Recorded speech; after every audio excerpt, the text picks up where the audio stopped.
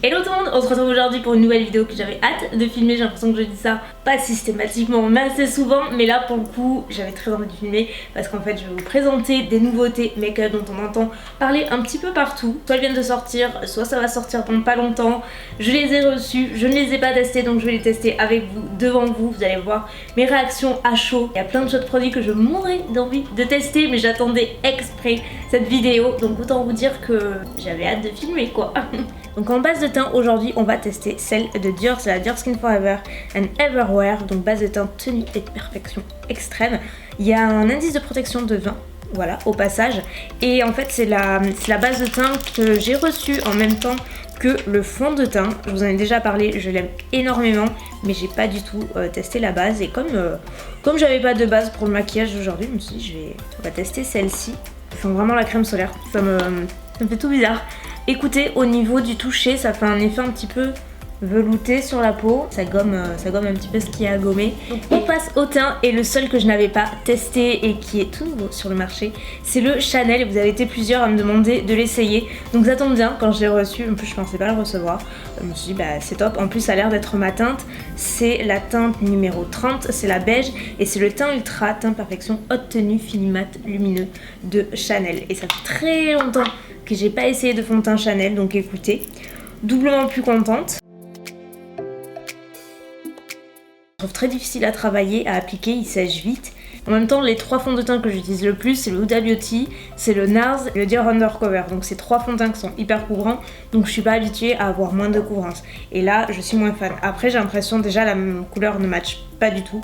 Il est trop chaud, je ne suis pas fan du tout. Il fait ressortir mes rougeurs. En fait là, je me sens pas du tout, mais alors pas du tout bien dans mon teint. Je sortirai pas comme ça, c'est sûr. Je vais continuer la vidéo parce que voilà, c'est pas grave. Je vais passer à l'anti-cerne, et là j'en ai pas un ni deux mais trois dans les mains que je n'ai pas testé, et je ne sais pas lequel choisir. Il y a le Clinique, le tout petit.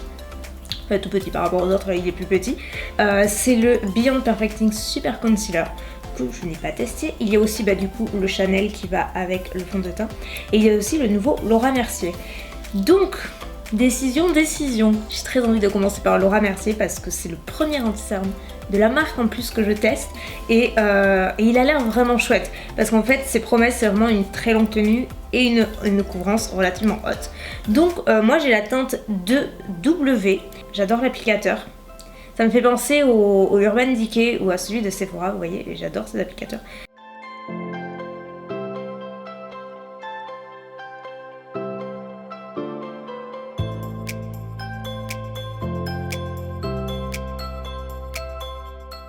C'est fou comme ça va mieux. J'ai couvert ce qu'il y avait à couvrir, et j'aime beaucoup l'anti-cerne. Mais alors vraiment, il est hyper pigmenté. On a vraiment un anti-cerne hyper couvrant. Moi qui suis hyper habituée au Shape Tape, donc de la haute couvrance, je peux vous dire que celui-ci il est pas très loin derrière.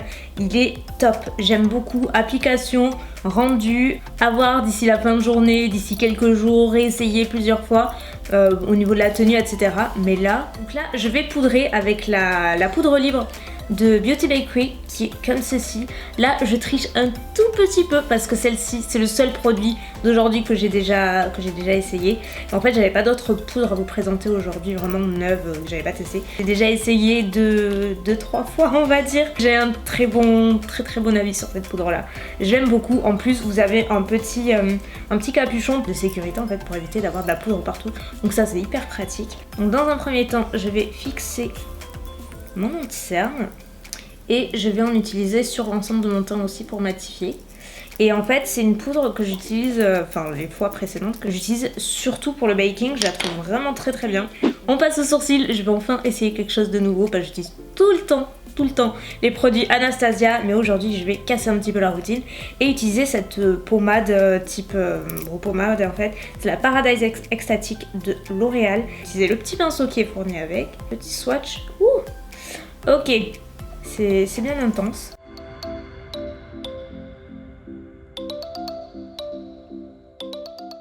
Écoutez, c'est pas trop mal, je suis plutôt contente du résultat. J'aime bien le rendu, ça fait un effet assez naturel.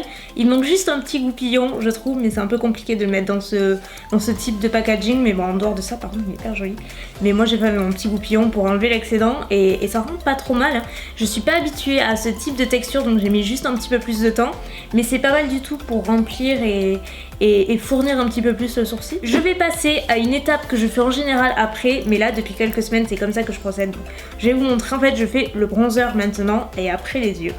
Parce que je fais le baking entre temps, donc le temps que ça prenne je préfère faire mon bronzer. Pour le bronzer aujourd'hui j'ai décidé d'utiliser cette petite palette pour le teint. Et vous voyez il y a mon prénom dessus, j'ai récupéré à la journée presse et il y avait un atelier gravure et du coup j'ai pu l'avoir avec mon prénom, donc je l'aime déjà. Voilà, alors à l'intérieur vous avez blush, highlight ainsi qu'au bronzer, donc vous l'avez deviné, je vais utiliser le bronzer en premier lieu.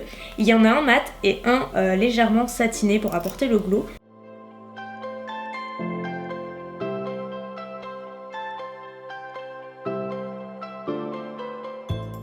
Et maintenant je viens prendre un petit peu de poudre, enfin un petit peu. C'est tout l'intérêt du baking, c'est qu'on en prend un peu plus qu'un petit peu même. Je le plonge directement dans le Beauty Blender et je l'applique en poussant mes créoles juste dessous. Avoir un effet beaucoup plus structuré et je trouve que ça enlève un petit peu l'excédent, ça fait plus clean, plus net et j'adore faire ça. Parce qu'en fait ça va me permettre d'éviter d'avoir des chutes avec mon fard à paupières et c'est une astuce que j'aime bien mettre en application quand je fais des make-up un petit peu plus chargés. Maintenant, on laisse poser et on passe aux yeux. Et donc je vous l'ai dit, je vais utiliser la... Regardez comme elle est jolie. Elle est vraiment trop belle. Donc c'est la toute nouvelle palette d'Anastasia. Amoureuse de neutre, je pense que c'est une palette qui peut vous plaire. En tout cas, moi je la trouve magnifique, magnifique. C'est pour ça que je l'ai commandée avant même qu'elle n'arrive chez Sephora. J'ai commencé avec le fard Orange Soda qui est un de mes fards préférés chez Anastasia avec Sienna. D'ailleurs ils y sont tous les deux dans cette palette et j'aime trop en fait. C'est un fard vraiment pêche orangé que j'adore travailler dans le creux de paupière. Je vais appliquer le fard Sienna puisque je le connais bien. En termes de pigmentation, c'est des fards Anastasia. Alors je sais pas ce que vous en pensez parce que moi c'est vrai que je me suis jamais exprimée sur le sujet. C'est pas faute qu'on m'ait demandé. Depuis que la subculture est sortie, que je n'ai jamais testé d'ailleurs et que je ne possède pas, j'ai l'impression qu'il y a un véritable acharnement sur les fards à paupières Anastasia et franchement j'ai jamais compris. Perso ça m'avait un petit peu choqué de voir les miniatures de youtubeurs avec vous savez le pinceau dans le fard à paupières. On voit le fard à paupières qui est complètement poudreux etc. Mais en même temps je sais pas, t'appuies pas comme ça sur un fard à paupières et si c'est poudreux, t'enlèves l'excédent mais en même temps, je sais pas. Mais la moderne renaissance, pour celles qui l'ont, les fards sont tout aussi poudreux, enfin ça a toujours été chez Anastasia. C'est pas pour autant que la qualité est pas là, au contraire elle a toujours été là, ils sont toujours hyper pigmentés. Mais j'ai vraiment jamais compris un petit peu l'acharnement pour faire le buzz et les vues et tout. Et je trouve ça vraiment dommage parce que franchement c'est pas mérité, c'est toujours des bons produits, des belles couleurs. J'hésite entre les deux couleurs, je suis en train de swatcher la Rose Pink et la Sultry. Je pense que je vais d'abord utiliser la Rose Pink. Dans le coin externe, je vais appliquer le fard Mulberry. Alors, le fard irisé était un petit peu plus poudreux. Mais bon, comme je vous dis, quand on connaît un petit peu les fards Anastasia, il faut s'y attendre. C'est pour ça que j'avais prévu ma petite bouée de sauvetage en farine là. J'ai un petit problème, ça s'est arrêté de couper, j'ai pas fait gaffe. Du coup j'ai continué mais j'ai pas fait grand chose de plus que tout à l'heure, vous inquiétez pas. J'ai juste terminé le point lumière. Là on va passer au liner. Je ne sais pas si vous l'avez vu, c'est un produit Revlon, un liner, mais qui est de la forme d'une roulette à pizza. Oui, c'est la forme d'une petite mini roulette à pizza. Pour moi, le liner, c'est un peu comme les produits à sourcils, dans le sens où j'aime bien garder mes habitudes. Donc ça, on peut dire que ça casse carrément la routine. C'est pas habituel, je sais pas du tout comment je vais m'en sortir. J'étais à ça d'avoir terminé. Et la catastrophe. J'ai envie de pleurer. On dit merci le coton, j'ai retapé un petit peu tout ça. Bon, concrètement, c'est pas impossible de faire un liner sympa. Mais il faut pas être pressé le matin parce que j'ai mis vachement de temps pour faire quelque chose d'à peu près potable. Personnellement ça vaut pas un feutre liner mais c'est une question d'habitude, c'est quand même très particulier à l'usage hein. C'est pas mal fichu mais c'est particulier vous voyez. Donc là écoutez je vais passer au mascara, je vais pas appliquer de faux cils pour se concentrer sur le mascara. On va tester le tout nouveau de NYX qui est le Worth the Hype, il paraît qu'il est pas mal du tout. Cette fois-ci j'arrête de jouer avec cette palette mais franchement j'adore le look. Du coup en ras des cils inférieurs j'ai appliqué le fard Sultry tout le long. Et dans le coin interne, j'ai mélangé le glistening et en ras des cils inférieurs le Fairy. Et regardez comme ça toute la différence sur le make-up, je trouve ça hyper joli.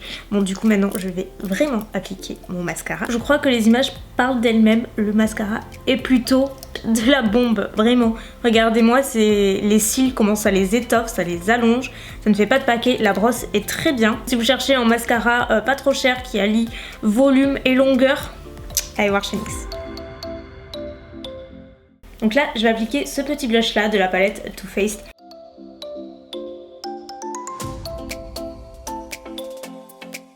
Bien lumineux, le blush il est très joli. Bon, j'y suis allée mollo parce que bon, je veux garder l'accent sur les yeux. Donc là pour l'highlighter, j'ai un énorme dilemme. Il y en a plein que j'ai pas utilisé, mais je vais donc choisir qu'un. Donc il y a aussi la palette Too Faced avec les highlighters, mais il y a aussi cette petite palette de MAC avec 3 highlighters comme ça. On reste chez Anastasia, il y a aussi l'highlighter en collaboration avec Amrezy qui est absolument somptueux, que j'ai swatché à la journée presse, mais pareil, vous voyez, il est tout neuf. Je l'avais pris en même temps que la palette. Je suis désolée, j'ai trop envie de tester celui-ci. J'avais swatché sur la main, j'avais trouvé trop beau, je trouvais qu'il avait un rendu un petit peu humidifié, mais appliqué, on va voir. Donc là, j'applique un pinceau. Je sais pas comment ça rend en caméra, et je trouve si on les voit, on voit quand même la mat paillette, et ça me dérange. Oh punaise, je suis déçue. Donc ben, vous savez quoi, je vais utiliser le MAC sur l'autre joue pour voir. J'ai bien enlevé l'excédent et là je vais passer au MAC. Je mixe en fait les deux teintes du bas les plus claires. Waouh, waouh, waouh. Alors là, il n'y a pas photo, je préfère 1000 fois ce glow qu'à celui-là. Non, celui-là je trouve que, vous voyez, on le voit même à l'image, ça fait trop de paillettes, c'est... Non. Bon, je suis sauvée, j'ai failli ne pas avoir de glow à la hauteur de mes espérances. On a frôlé le drame. Franchement, on l'a frôlé. On va passer au rouge à lèvres et ça tombe super bien parce que du coup ce matin j'ai reçu un magnifique coffret. C'est les nouveautés, les Laker Plump, qui sont en fait des lacs à lèvres mais apparemment pigmentés pour donner cette vision d'effet repulpé. Donc c'est la couleur 426 pour info et je vais redessiner mon contour avec une couleur de chez NYX. C'est les nouveaux crayons à lèvres Suède et qui sont vachement bien, ils ont sorti plein de nouvelles teintes. Donc là c'est la Toulouse.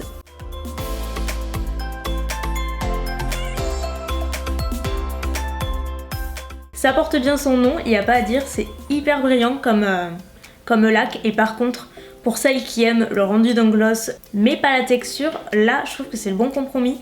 C'est très, en fait je saurais même pas vous le décrire, c'est hyper frais, on dirait pas un glaçon mais pas loin, c'est très frais à l'application. Et c'est léger comme de l'eau en même temps, c'est hyper confortable et ça ne colle pas du tout. Ça clôture officiellement cette vidéo. Écoutez, dans l'ensemble, de belles découvertes, à part peut-être, allez, 2 déceptions, je dirais le fond de teint qui m'a vraiment pas convaincue, ainsi que l'highlighter qui m'a énormément déçue. Maintenant, dites-moi dans les commentaires, je vais vous poser une question, le produit que vous avez le plus aimé de la vidéo et celui que vous avez le moins aimé. Je serais très curieuse de savoir, donc dites-moi tout ça dans la partie des commentaires. Et puis voilà, n'hésitez pas à me faire un petit coucou, vous savez que je like tous vos petits commentaires, je suis toujours là. Et ça me fait toujours énormément plaisir de vous voir aussi active, que ce soit ici ou ailleurs. Donc merci infiniment. J'espère que la vidéo vous aura plu. Sur ce, je vous fais des millions de bisous, tout laqué, et je vous dis à très bientôt. Bye!